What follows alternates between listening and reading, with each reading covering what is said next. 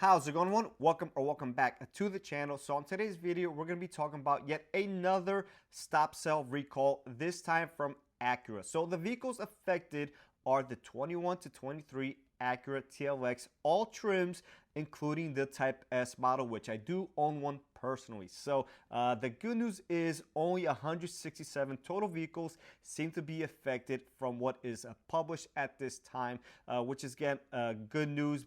You know, 167 is 167 too many, but it could have been the whole lineup that requires a full inspection and replacement if needed. So it seems like all 167 cars will be getting a fuel tank from the service bulletin that I am seeing.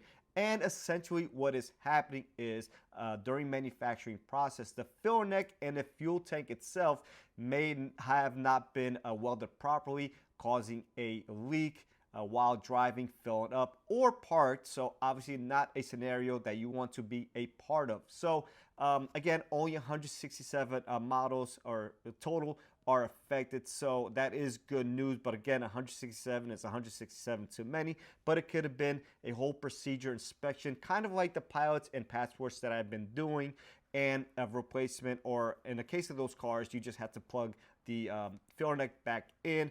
In the case of the TLX, it's a little bit different and would require a whole fuel tank replacement. So at this time, they are going to be notifying the owners come February 2025. So essentially about 2 months away from the recording of this video. So hopefully this stays isolated to the TLX, does not get expanded into different models, you know, maybe different years or anything like that, maybe even on a Honda side. So hopefully, and it sounds like Acura does have these vehicles narrowed down pretty good to those 167 cars. So I'm not sure what decides which of those 167 cars are or aren't. If you have any intel or anything like that on kind of behind the scenes procedures during the manufacturing of some of these items, drop a comment down below.